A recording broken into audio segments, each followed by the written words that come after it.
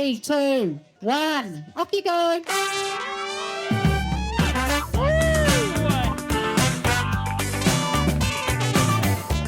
ora koutou, it's Matt Raymond here from Dirt Church Radio.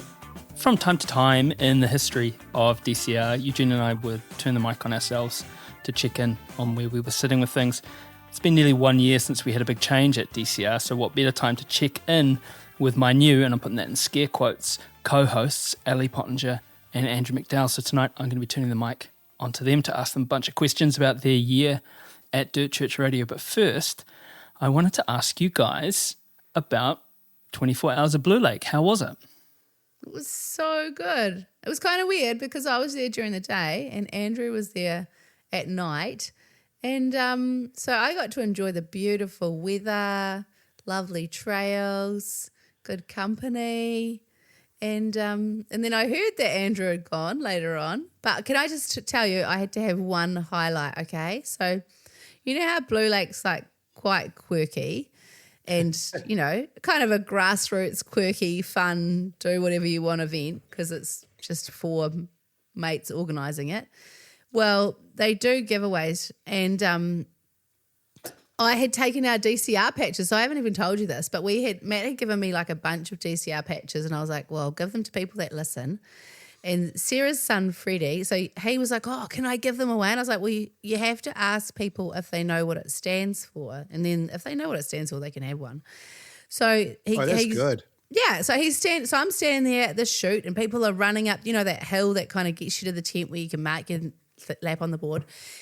And I'm standing next to Sam Beale, who is about to represent New Zealand for World Track 24 Hours, 17 minutes for 5K, like pretty legit runner, right?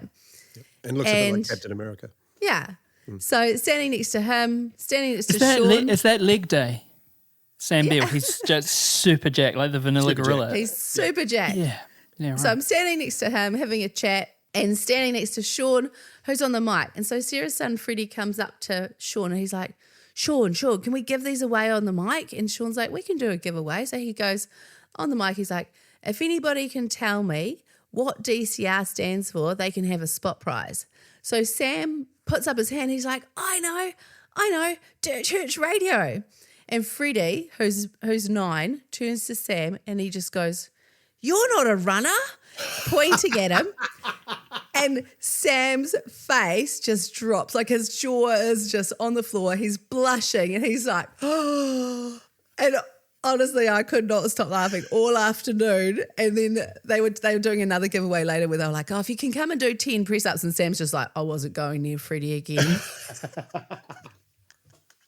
Is this where we find out that Sam can't do 10 press-ups? No. He definitely could do 10 press-ups. But he was just like, I'm not ready for the trolling that could happen. Oh, man. Oh, it was so funny. I mean, I can understand it, but it's the old don't judge a book by its cover. That guy is fast. Yeah, he is. Yeah. He run 100 miles as well. So, yeah, that's funny. That's great. But it was great. It was a really nice day at Blue Lake. How was your midnight marathon? Super. Well, it was super cool, but it's super weird, right? Like, you know, I had to risk of telling a boring story. I live near Eden Park. The rugby was on, but I made a huge mistake in making assumptions that, like every other game, it would be on at 7 o'clock. 5 o'clock kickoff. And therefore, at 8 o'clock, I could boost when it was like empty streets, right? Oh, no. And it was about 3 PM, and then we're looking like all these people are walking past our house, and we're like, "Gee, they're keen. Oh, why are they getting there so early? You know, 4 hours before the game starts." And then just that tiny little voice in my head said, "Hey, maybe you should check. Maybe you should have a little look to see when the game is." And then, of course, 5 o'clock for reasons I don't know. So 2 hours later. the game was 2 hours earlier, but I had to sort of adjust my entire barometer as to my evening plan and sort of go, okay, I can't leave too early because that's abandoning children for too long. So I need to leave as late as possible but not get totally screwed by everyone leaving Eden Park. So it became this tight juggle. But then what I also didn't anticipate was the curveball from the Moon Festival at Potters Park, which was another like 10,000 people. And basically my house was sandwiched between these two massive events. So it was this escape from Sandringham. And I did manage it. And in the end, of course, I got down to Blue Lake at about 10 o'clock at night. It was great. I got to catch up with all sorts of friends. The continuation of myself and Dawn Tuffrey only ever catching up when it's the middle of the night continues. For some reason, that's happened on at least a dozen occasions. It's just one of those things. And got to do a couple of quick interviews, actually, which you'll hear later on. One was the event director, Sarah Sunshine, just to ask her how she was going in her first year of running the show. And Sue Hunter as well, who is going to LB in France with Sam, the aforementioned Sam, as part of the New Zealand 24-hour team. And she also had an athlete running it. I think his name was James, going for the Claw. And I think he did 100 miles. So pretty darn good effort. So yeah, I don't think anyone got the Claw. No, nobody got the Claw. No. There was a 31 lapper. Sorry, I should have prepared this earlier. A guy called David got to 31 laps. Perhaps most interestingly was this awesome, and I'm sure the two of them were not thinking of it like this, but from the outside looking in, you had Jean Beaumont and Michelle Dean going for the 100 mile, the buckle. And I don't know if they knew this or if they cared or whatever, but they were only like with sort of 3 laps to go, they were only about 500 meters apart. So it's not a race, but it can be, you know. Is that the first female 100 miler there? Fantastic question, Ellie, because that's exactly what I was asking. I said, is this actually a race to see who's going to get there first? And after doing actual journalism and asking the previous race director of the first 10 years of the race, Chris Townley, we got to the answer that back in 2022, Patrice Stitchberry was the first to actually do it. And then I believe Jean came in just ahead of Michelle for the second and third people to do it. Don't know about times for Patrice, but regardless, that's very, very cool to get 2 female 100-mile finishers this year. Congrats to both of them. Andrew from the future here. I'll be making a couple of appearances in this episode. Well, golly, that's embarrassing. I completely missed that Sian Johnson also completed the 100-miler over the weekend. So that makes 3 females that completed it all this year alone, which is just amazing. So humblest apologies, Sian. Just totally missed that one. And congratulations to all 3 of you. How did Jane McAlpine do? She was going for the Claw. Man, she was tracking really, really well. She was 100K in about 11 and a half hours, I think she said. But as things do at Blue Lake, and I can certainly relate to this in my claw attempts, things just get hard, man, when it gets into the small hours. And I think we caught her at about 23 hours, laps, sorry. And she was done. She'd done one more lap than she kind of wanted to. And she just said she was absolutely stuffed, just super fatigued, and also time. She knew she didn't have the time. She was behind by a little bit, and her very supportive husband said, "Look, you'll still make it." And she's like, "No, I won't." He says, "Well, if you don't stop, if you get rid of all your stopping breaks between now and the end," and she's just like, "No, forget it, man. That's not happening," And fair enough too. But I mean, yeah. So everyone tried, but not quite. But she was certainly for a long time there tracking well. I'm sure she'll be back. Yeah, look what a journey she's been on this year, eh? Huge. And her husband's done some miles too. I remember the first time she turned up to relapse, he looked quite bewildered with everything that was going on, good farming stock. But he looks like a seasoned pro now. Yeah. And sorry, to answer your actual initial question was, for me it was very strange because I turn up in the dark, I run a marathon in the dark, and then I slept for an hour at Sam and Joe's house and then drove straight home because I had to get back for cricket. So it was a really weird experience, Rotorua, because I really didn't see anything except for the trail right in front of me. But it was heaps of fun getting out there and going for giving it a bit of a push too, because why not? You drive all the way down there, you may as well run a bit harder than you're expecting, and it was really good fun. Andrew from the future here. I forgot to do the little introduction-y bit for our two short little 5-minute interviews. First up, we have Sarah Sunshine, race director of Blue Lake. We're here at Blue Lake. It is just after 11 p.m. and I have with me the race director at the moment because everyone else is asleep, as I understand it. Sarah Sunshine, how are you going? Yeah, awesome, thank you. Been a big day, but having lots of fun. Obviously, this is the first year with no Chris Townley involved. Yeah. Does that mean things have gone way better or worse, or is it hard to quantify? It's really different without Chris. One of the great things about what he's done, he's known he's been leaving for a little while. Uh-huh. So he has set us up really well to be able to deliver the Blue Lake 24-hour without him around. But he was here yesterday helping out, so which was awesome. And nice to have him here. Did he clean the spa pool, or did he just leave it for you to do? Oh, I don't know. I never got anywhere near that spa pool. It looks pretty grotty, but... What sort of changes have you made since we're on year 11 now, and, you're in control? What sort of things have you done? Yeah, well, I guess, with more people coming, I think we've got about 750 people here this year. And if you probably double that with support crew in a bit, so maybe 2,000 people here over the day.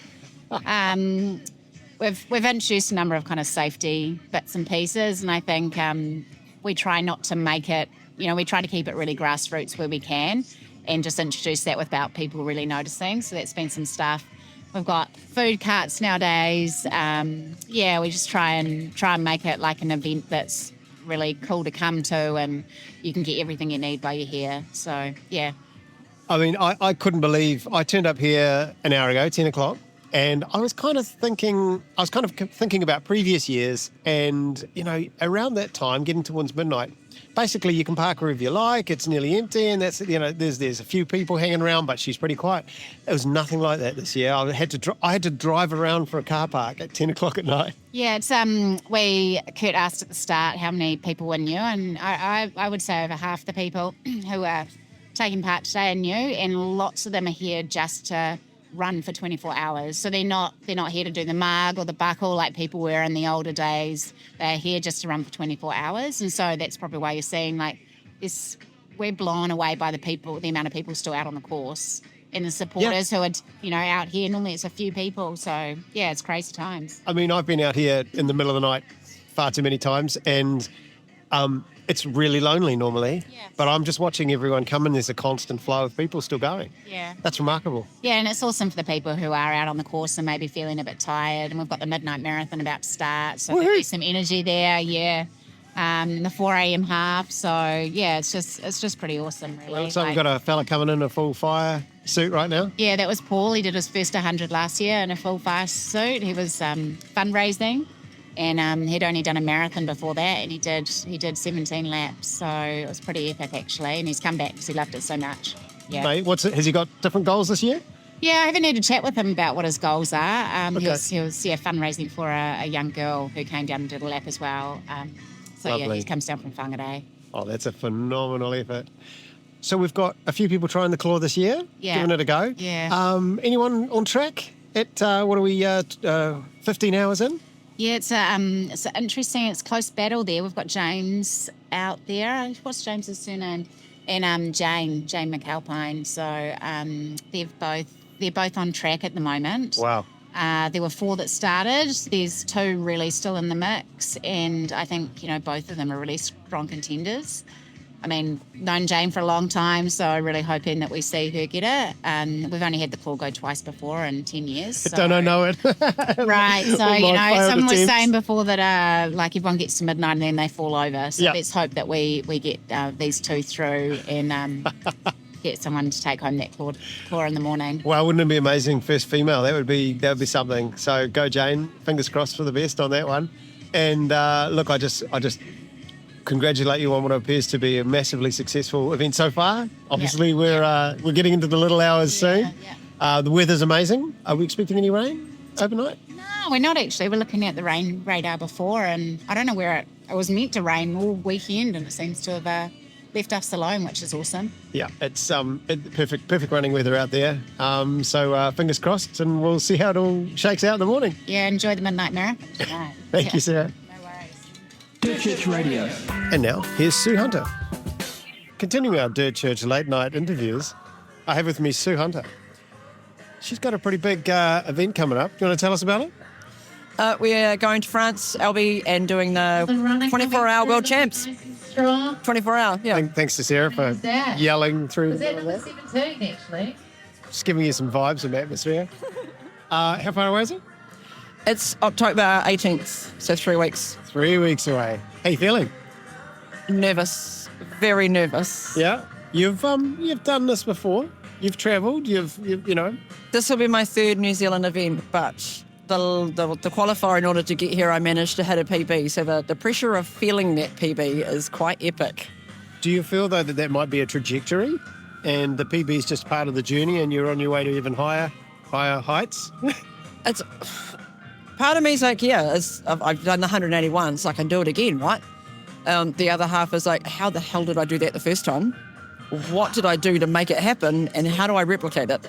Sure. Yep. I can understand there's a lot on your mind, but have you been to France before? No. Oh, wow. So I have not travelled, aside from Sydney, but let's face it, Sydney's just an extra city of New Zealand. Before starting running and doing this 24-hour stuff, I had never travelled. Oh, wow. So since doing the New Zealand stuff, we've now been Taipei, Canberra, now going to France. Oh, my goodness. Hopefully going to Japan. So Next year, yeah. yeah, Oh, that's so exciting. I didn't realise. yeah, I'd never travelled. It's certainly long-distance running is a heck of an excuse to go see the world. Oh, absolutely. From a person who grew up obese and not doing anything with running at all, to now actually having that as an excuse to travel around the world is just phenomenal. Yeah. Yeah. I'm so excited for you. I mean, no, just to add to some pressure, but I am expecting big things. So am I. You know? Your build-up's been okay? Between my training, my work, and then my other jobs on top, because, I mean, I do like 3-4 jobs. What's your main job? Well, there is no main job, but I do PT. I'm a RPM instructor. I'm a rehab specialist and boot camp holder. Yeah, Busy. Oh, and a run technician person. So I check people's running and how they run. Gotcha. Yeah, okay. Oh, my goodness. Well, you're going to have... are you going over for a week? Yeah, we go over on the 6th, so I've got a good, week and a half to actually try and figure stuff out. Look, I'm excited for you in the sense Albi is an absolutely beautiful town. The track is not that beautiful. I mean... It can't be any worse than Taipei. Less scenic, would you believe? But it won't ever happen. No. You'll do some good distance. I'm sure you'll do some good distance. Well, all the best. Look after yourself over the next 3 weeks. The money's in the bank, the job's done, the training's done. Let's not overdo it now. And I can't wait to have huge FOMO and watch along online. The hardest thing about the whole thing is tapering. Yes. In your mind, you know you've done all the work, you're absolutely screwed, you're just knackered. But it's like, what do you mean back off? Because you're starting to... Well, you're also feeling really strong, right? You're tired, but it's a good tired, right? It's like, I've got this. This week, I've pretty much actually, first time ever, recognised the fact that I'm absolutely knackered through everything that I put in a day. It's like, wow, tapering's actually going to be a good thing. But like today I'm tapering here at a 24-hour event where there's this amazing loop, and I've had to hold back, and I've done 3. I've been here since lunchtime. Oh, wow. Good on you. That's some willpower. So hard. Go well, James! Sorry. Yeah. Nice. It is just ridiculous. Is that James doing the claw? Yeah. Ah, very good. And got an go, Gene. Thanks, man. I got a cheeseburger. Woo-hoo. That's the amazing Jean Beaumont doing more laps. She's out there trying to get the buckle this year. It's all go. It's all go. All right, all the best, and thank you for your time. Talk to you soon. Thank you. Bye. Excellent. Right. Well, I have prepared some questions, and what I'd like to do is some of them I'm just going to flick to you, and some are specific to each of you, the individual questions, and then I've stolen Ali Ponger's idea, and we'll go for some rapid fire at the end. I can't guarantee rapid answers. I'm not very good at short answers, but I'll try. You love them. This is one for both of you, and you can nominate between yourselves which one goes first. But what's been the most surprising thing about joining Dirt Church Radio? This is going to sound really stupid, but that people listen to your conversations. And I think the other Not thing, anymore. You made them feel very self-aware. the other thing is, like you hear a podcast and I think you don't kind of fully appreciate the work that goes into it. And so now being on the creating side is going, oh, wow, there's a lot of time that people are putting in for these things to come to fruition, like Andrew loses how long a week editing. Oh, no, we don't edit anything. I never say, and hang on, can we start again? No, it never happens. Okay. And then Matt with the socials, and then preparing questions or lining up guests or trying to work out time zones. Holy moly, that's confusing. So, yeah, that's kind of been the surprising thing for me is just that people listen to what we're talking about and the workload. What about you, Andrew? I don't actually know how to answer this. I just don't know if the word surprising is the right word because I'd already been doing a bit with you guys for years. So it wasn't surprising in that sense. I kind of knew what I was getting into. And of course I mix podcasts. I've recorded countless other podcasts. I kind of know the deal.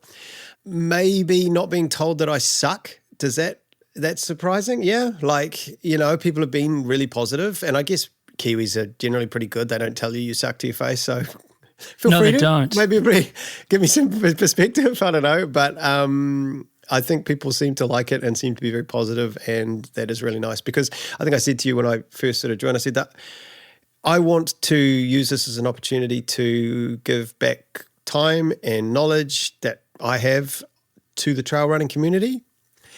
And if nobody wants to hear that and they don't care, that's fine. I'll stop, That's really all it's about.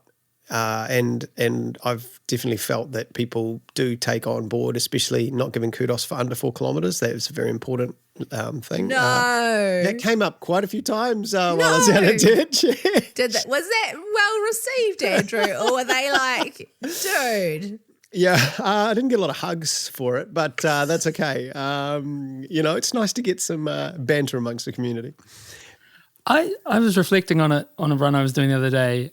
I was coming up over the ridge at Riverhead and I was thinking, if I swam the Cook Strait, he wouldn't give me kudos. But then I was okay with it because you maintain a standard and you're consistent and it would be a really nice comment. So I'm going to come out in support of Andrew's no kudos on the 4K rule. Can you just please test him and swim the Cook Strait? Yeah, I'd like to. I want to see this. Yeah. Okay. Poor old Reece Johnson the other day, he did a out and back and he saved them as two different things. And the out was 3.97 and the back was 3.98. I'm like, well, I'm sorry. I reckon he's doing it just to trigger you. Could be. It could be. I'd like to see more of it. I'm up for it. Tag Andrew in your runs. What's something that's that you found more challenging than you thought? Can I just say, trying to talk straight when it's 8:00 at night and I've had a big day and I'm trying to come out with something, that's legible and understandable. Yeah, that's fair. And you have a challenging household, shall we say, especially with a little toddler. And late in an evening is not the easiest time to be trying to because you got to be pretty this is hard, right? Saying things and not sounding like I say and quite a lot, and I have the luxury of being able to remove them in my edit so that I sound a bit more coherent than I actually am. But to be honest, when I'm listening to you two, you're really good. Neither of you actually say and anything anywhere near as much as I do. So I was about to ask if we do that. No, I hardly Andrew's edit you two. Damn, I've always got to edit Ali saying. No, I don't. Oh. Promise. Huh.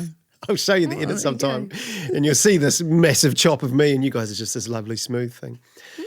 Breaking a lot of fourth walls tonight. No, this is the good stuff. And tell me about the inverse. Tell me about something that you thought would be challenging, but the process has been really sweet as. Was there anything you were nervous about or you thought that would be really confronting and you're like, actually, that's fine? I quite liked just fixing up audio for you guys every now and then rather than actually people listening to, me try to interview somebody, which is something I'd never really done before and was definitely pretty scary. Ellie, who was our first person we interviewed? That American girl. Oh my goodness, my head is Amanda gone. Basham. Yeah, she was our first interview, eh? Or she was mine. I remember. And I was pretty damn nervous about that. Like that, I'd find it easier to interview, I don't know, a politician or some sort of profession that I don't really care about, because I enjoy trail running so much. I find these larger than life people, like these elites and that sort of carry on, a little intimidating to me. Does that make sense? Yeah. It's not really an answer to the question, though, is it? Sorry. I think No, I'm not totally very good at this. Like these are really hard questions. it is for a me. hard question. Like I thought having a chat would be easy, and I didn't really realize how. Like I've been really trying to work on kind of like my segues or how to lead into the next question, like not just kind of be like boom, boom, boom. So there's quite a lot of craft to it that now I can recognize and appreciate in people like Matt and Eugene and other podcasters and journalists that do a really good job of it, because there's actually, a bit of a knack to it. This is the thing, isn't it? It depends on who we're interviewing, because not everyone who can run good can talk good. Actually, that's definitely one of the surprising things. Is I just assume that these good runners would just be total conversationists, because some of them are, and those are the ones you hear from a lot. So you're like, oh man, these guys have got like gift of the gab and they can run fast. And then you talk to somebody like, whew. One of them who shall remain nameless, I edited out nearly 10 minutes of silence while they think about an answer to the question, because it would have been really painful to listen to. What they had to say was great, and it was a really cool interview, but just the pace of it was fairly punishing. That was surprising, is that everyone is quite different, and you gel differently with people, and some people just put you at ease and you're really relaxed. Some people you think are going to be really easy to chat to, and then because they've got a mic, they've got the record button hit, they kind of freeze up a little bit, and it takes 10 minutes to sort of get them back to normal, the way that you know them. And that kind of surprised me. Yeah, it'd be good if we could sign a waiver with people that was like, we will record you off mic. Yeah, I reckon. Some of the Oh my best God. conversations you Always. get. You've mentioned it before, Andrew, is some of the best conversations we get with people is when they're chilling out. But you know that the reason they're saying all those things is because you're no longer recording. So there's definitely that is one of the surprising things, is the amount of goss that you get on you learn in this job in this hobby. So much tea. There's so much tea. Yeah, and we can't tell you any of it. Sorry. Well, that's a. Can't we? Well, it's nice that we Shoot, have a I'll be digital. telling everyone. Yeah. You'll never guess what he said. Oh my goodness. Yeah. And that's the thing, is that that's the image of it's all digital now, but the cutting room floor, all those nuggets of gold just laying there on the They're all floor. there, mate. Yeah. Yeah. Andrew, this question's for you. Look, you've raced a fair bit this year. You've done some incredible races. Has being part of Dirt Church Radio changed your thoughts while running? Like, I mean, you spoke before, you get comments and feedback and people like what you're doing, but has the act of becoming a podcaster kind of changed? Do you thinking about how stuff would sound? Are you thinking about story ideas? Or are you just totally in the zone? First of all, I haven't raced as much as I would have liked to this year. I've had so By many. normal races, it's been standards, if disgusting. we were in the medium, you would be up the top, man. What is it? Three milers, but it should be like 5 by now. But that's okay. I'll cope. I don't know if it's too different to before. I think like at Blue Lake, I pulled the old little microphone out to do a couple of interviews. That's probably the first time I've done that or had the time to do that. Usually it's kind of like, I'm in a race, I'm doing a race, focus on the race, and I don't really want to think about, the recording side of things. So I don't think, it's a boring answer, but I don't think too much has changed. Maybe that's a little on me. Maybe I should be thinking about how to, if I go to some destination race, how to actually turn that into some sort of interesting narrative as a little, side podcasty thing that we can throw in to talk about going on a trip like that. Maybe. I mean, the younger kids, the influencers, they're really good at that stuff, eh? They're quite happy to grab their phone and chuck it on themselves. Here I am, I'm on my way to do it. It's going to be amazing, and I just can't do it, man. I'm far too self-aware. I'm self-conscious. Yeah. Is that much of an answer? No, it's perfect. I absolutely share that self-consciousness. I got asked to record a wee snippet of promotion, and I was in the middle of nowhere. Like there was no one coming. I still was sweating bullets, trying to do this thing. It was terrible. Yeah. Somebody Harder than it looks. Respect to the influencer They've grind. just grown up with it, mate. It's just they're not even thinking about how it makes them look. It's just is what it is. I think a lot of them. I'm going to punt it to you, Ali. How's Dirt Church Radio impacted or influenced your travel and MC work this year? Because you've been around too. Yeah, I guess it's made me want to share the buzz of cool events that I go and visit and work at, and kind of try and share those stories, because I don't know, it's hard. It's hard to kind of get it all in mic, but hopefully that's kind of, been something that's added a different tinge to what I do. And hopefully people can pick up on the excitement that comes from these different events that I get to go to. It's a hard juggle, isn't it? Because they're having travelled with you a bunch too. They're busy, so you're not just doing, you're not running 100 miles, but we're up a lot. No one's getting much sleep. Nah. There's incidental travel. Can you be at Perisher at 3 a.m? Okay. Yeah. Just adding to that, like Blue Lake, because I was up all day, drove down there and ran until, I thought it would be 4 a.m, but it turned out to be 5 a.m, thanks to daylight savings. I didn't really allow for that loss of hour. I didn't quite factor that in, but that's okay. So I was up all night and I got my 1 hour sleep, and then that Sunday, everything felt like I'd done an all-nighter 100-mile race. So I know exactly what you're saying. Like, you don't need to be running 100 miles to feel all of that fatigue and all, just that whole effort and everything. We are humans after all. What's been your favourite conversation that you've had in the last 12 months? I don't know. There's been so many. Can I pick like a top 3? Okay.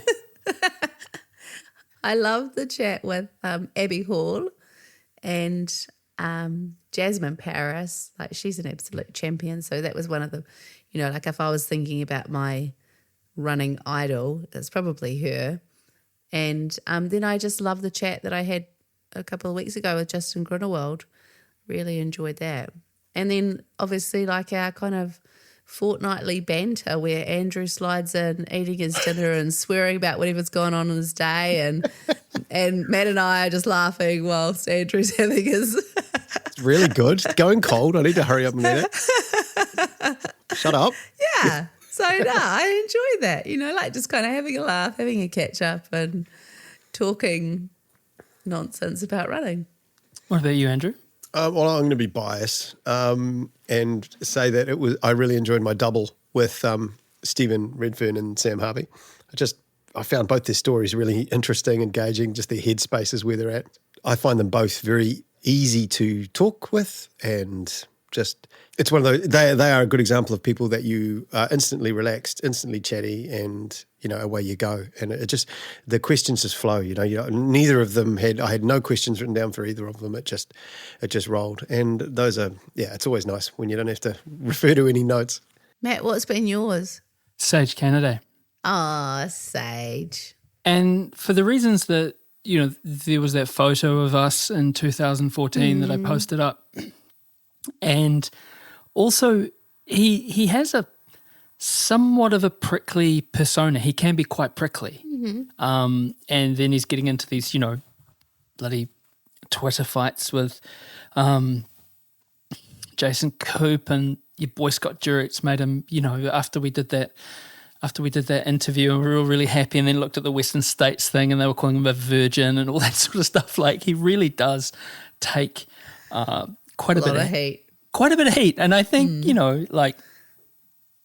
kudos to the man. But I loved that conversation with him, and I thought he was really open and it was very inspiring. And it's nice to be, I've been doing this for 7 years. It's nice to be inspired. So yeah, Sage Canada, he was my favourite. And, you find some gold in every single one though. Yeah, you do.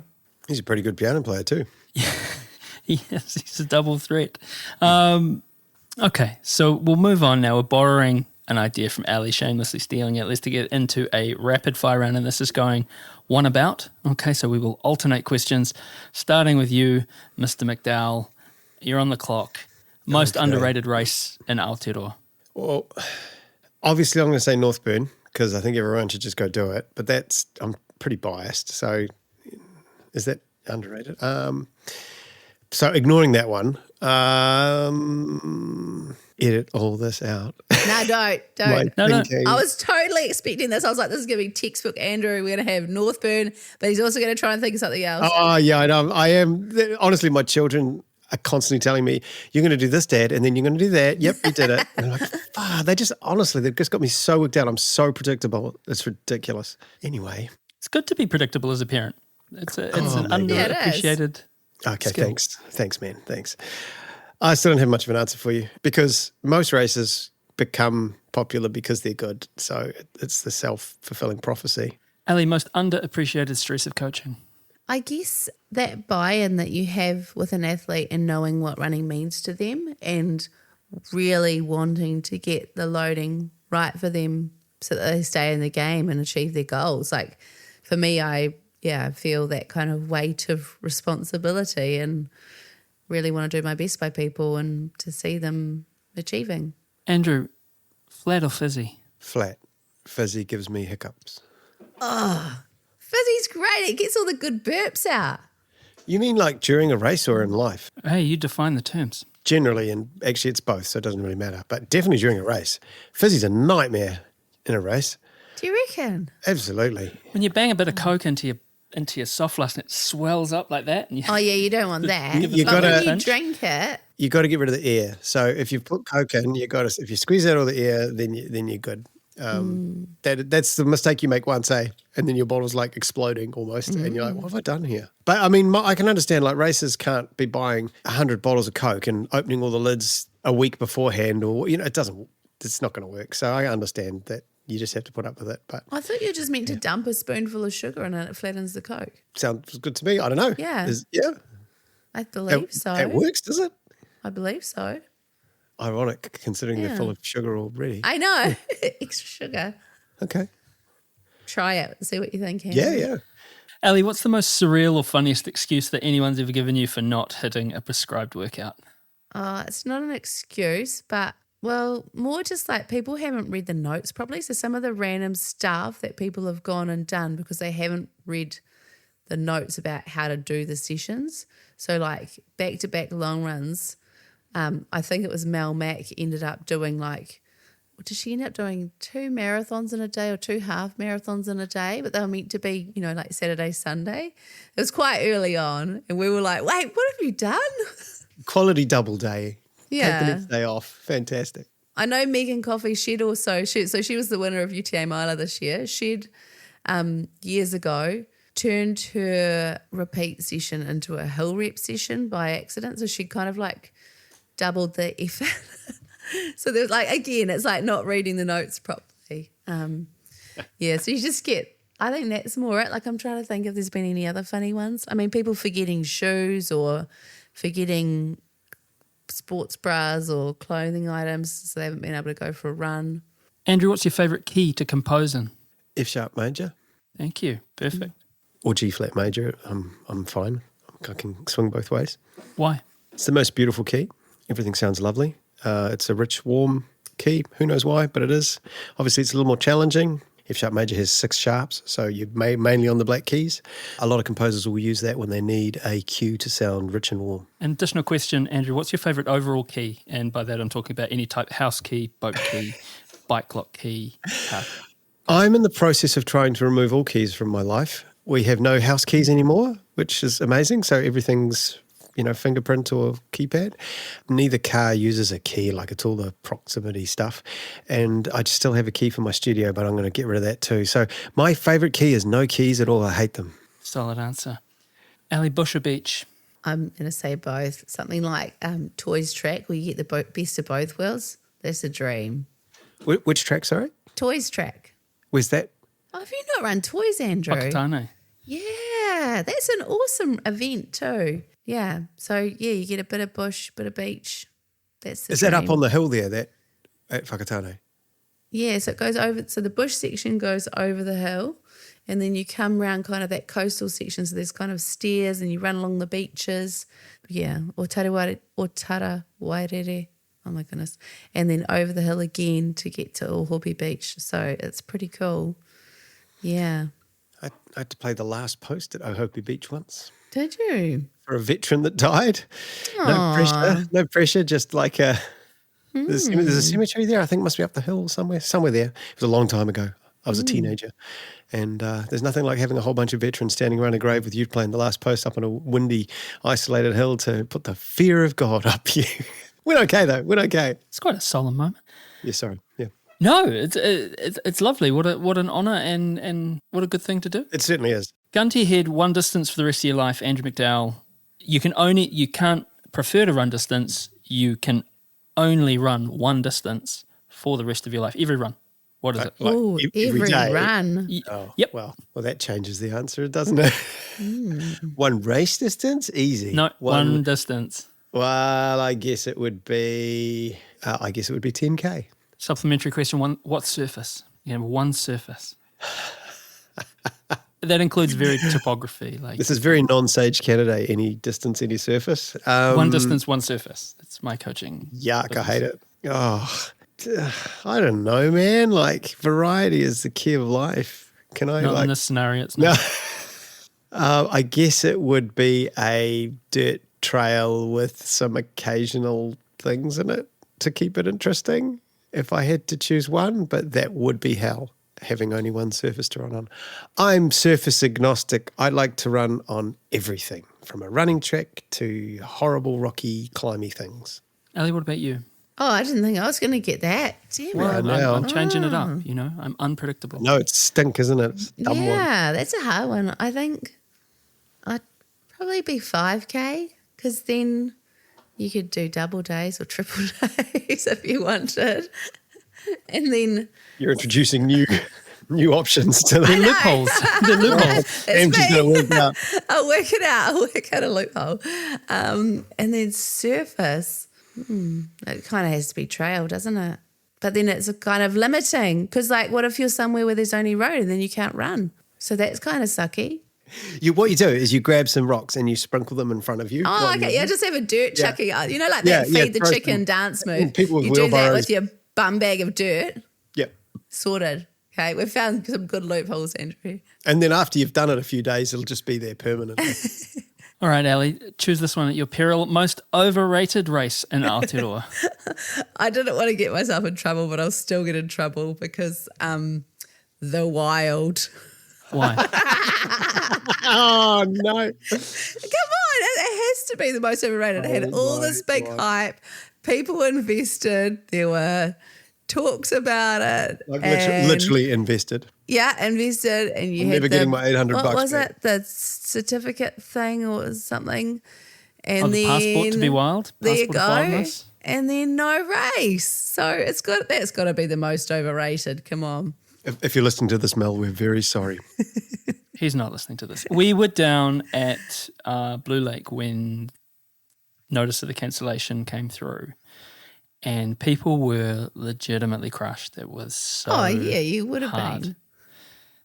People were using the Blue Lake as their big last training run, and you know we understand that things happen. It's not Yeah. it's not taking a dump on anyone personally, but yeah, that was a It was probably the fittest I've ever been leading up to that race. I've been going super hard for that Andrew. one. that's terrifying for you. It sucks. I was gutted. I was going to crush that. I was going to win by 4 hours. It was going to be amazing.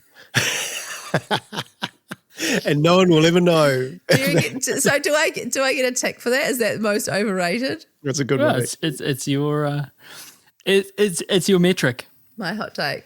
It never happened, so it doesn't count. Oh, I'm just bitter. I'm just very bitter. In your opinion, female performance of the year in the ultra scene? Oh man, see, this is so hard because there's two, eh? It's Katie Scheid, Ruth Croft, Katie Scheid, Ruth Croft, Katie Scheid, Ruth Croft. I can't separate them. They're both amazing. They're both absolutely crushing it. And if I say Ruth Croft, I'm being biased. If I say Katie Scheid, I've got recency biased. I mean, what to do? I'm refusing to answer. You I'm can not hold choosing. two ideas in your head at the same time. First equal. Okay. And not Courtney for probably the first time in a fair old while. So, Ali, here's a conundrum. Would you rather have socks that just screamed, literally screamed, when they were wet, or shoes that whisper secrets to strangers? What kind of question is that? It's a quick fire question. Is it my secrets? It's just secrets. It could be anything. It could be what's in Tutankhamun's tomb. Oh, no, then Why'd they definitely fake the the movement? shoes. I mean, your secrets would be in there somewhere. Oh, well, that's but then running around screaming doesn't sound fun. So So running I'm through going to the go night. secrets. I'm going to go secrets. Ali, opposite of Andrew, male ultra running performance of the year. Male performance. Yeah, it's a tough one, hey. I actually think it may be one of our guests that we've recently had on, Phil Gore. I was trying to kind of mull over all the runs that can be taken into consideration, and I think maybe it's that. Undeniable. Yeah. What a performance. My goodness me. World bestriding. And this is for both of you. And Andrew, I'll knock it to you because Ali answered the last one. You could hit one big international race with Dirt Church Radio. Which one is it? You mean go there and Yeah, interview them? go there and record a podcast and hang out. That's really hard because if I'm doing the race, I don't want to be doing anything else. Like, No, you're not doing the race. We're just going there. So in other words, I have to look at it from a viewpoint of a race that I don't want to be running. Yeah. And that makes it enormously difficult Because you want to run all the races. because I want to run all the races. So what race would I like to be at but not be running? I can't think of a single one. Maybe the Spine, Oh, interesting. because I think even if you were working, you'd still go on an adventure. So yeah. And English speaking, which is quite helpful. So yeah, I think that one. Ali? I just think UTMB because there's so many cool people there that you'd have a yarn with. I mean, I've been to Chamonix before and it was a good time. So, you're having cheese fondue with friends and going and hanging out and enjoying the beautiful mountains. So I think that would be pretty fun to go there and podcast and talk shit and enjoy the area. What about you, Matt? I would have to say UTMB for real because I haven't been to Chamonix and it's somewhere I really want to go. I think I might get a little bit freaked out. I'm not normally one for a distaste of crowds, but I think that one might do my head in a little bit. Maybe, yeah, Andrew's shaking his head. He's been to the bakery and seen the dudes in Oh, my the God. white calf sleeves. Tour de Jean. That Oh, yeah. really, really interests me. Just being in that area of the world and that challenge. That's me. Okay, finally, both of you, hopes for the next 12 months. And that could be running hopes, that could be Dirt Church Radio hopes. And I don't want to get too sort of kumbaya because I know the world is a particularly fraught place at the moment. But any general hopes that you have for the next 12 months? For Dirt Church, I definitely want to keep continuing to learn about what we're doing, but also get a lot more engagement from everyone. I want to hear a lot more from people who listen, their thoughts. I think most people, and of course, generally I was the same, like you listen to a podcast and you go, okay, and move on, right? It'd be quite good to sort of just hear what people want to hear, like what sort of, like the format, do they like it? Do they not like it? Are there things that we're not doing that people would like to hear? When, we can take all that on board and just keep providing people with entertaining stuff about this lovely sport. And running? I would like to hopefully get into hard rock if America is not on fire. I think statistically parts of America will be on fire during Hard Rock. Yeah, that is actually a good point, yeah. Including often somewhere near that course. So let's hope not that. What about you, Ali? I like your answer, Andrew. I think that's a good one. Like, it's nice kind of we put something out into the void, but hopefully it's not a void. Hopefully we do hear back. Like I love hearing back when people have like said, I loved that chat or that was really funny or I thought this about what you guys were talking about on the AidStation and you were right, Ali, the Olympics should definitely have trail running. No, hang on. and under 4K runs do count. But When will they learn? But it is actually nice to kind of hear from people and hear what they want and what they're enjoying and what they'd like more of or that sort of thing. I agree. I'd love to get a bit more of that happening. And And then again, like kind of more great guests, more of those moments that are those kind of aha moments that resonate when you talk to somebody and, hear something that is a powerful message. And then I guess when it comes to running, like, oh my God, just health and being able to do it. I'm so grateful for when I can be running. So, that's what I'm hoping for, just be able to do some runs and have some cool adventures and hang out with mates and see beautiful places and, share the buzz of fitness and the beautiful outdoors. What about you, Matt? I'd like my bursitis to go away. Oh, It's been a slow process, and I'm definitely on the right track. But man, it's frustrating, and having having never had to cope with what is a relatively minor, in the grand scheme of things, impediment. I don't like my foot burning and feeling like it's going to fall off from time to time, and that's happening Can't think recently. why. But hey, I can't think why that might be an issue. Yeah. and So I was this trying to inject some humour into your No, tale this of is- woe. Excuse Well, this is the thing. It's not. It's a very small violin tale of woe, but it is a change for me, and I think it's that thing, isn't it? When running provides you with, or what running provides me is a sense of calm.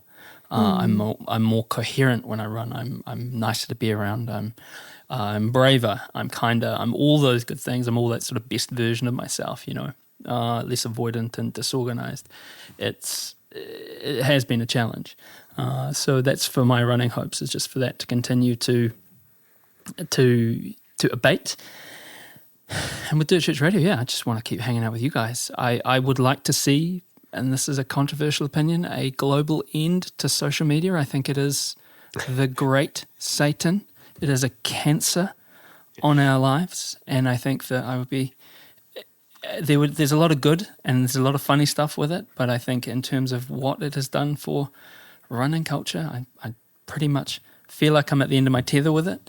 And I know that's quite a contrary opinion when you're trying to grow a business that is largely online and audiovisual, but I would like us to take a step back as a culture and perhaps think before we speak online, especially some perpetuity, own what you say.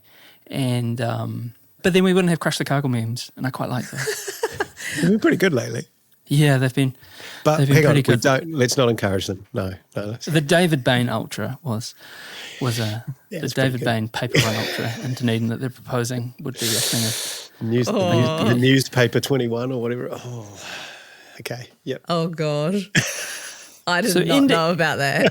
yeah. Look, I'm planting the seed, but they were posting up after our David Bain chat that they would be quite they're all for it. Grassroots community-led event. But look, it's been so lovely. Wrap this up. We've kept you for long enough. It's been so lovely talking to you both, and it's been really lovely hanging out with the last 12 months. It's been a real shot in the arm, and I know that I speak for many people as much as myself when I say thank you very much, and it's been so cool having you on board. And on that note, Dirt Church Radio is me, Matt Raymond. Me, Ali Pottinger. And me, Andrew McDowell. That's it for the DCR AidStation. Thank you so much for your subscription, and stay tuned for the regular DCR podcast over the upcoming weeks when we've got some really great guests lined up. Mā te wā.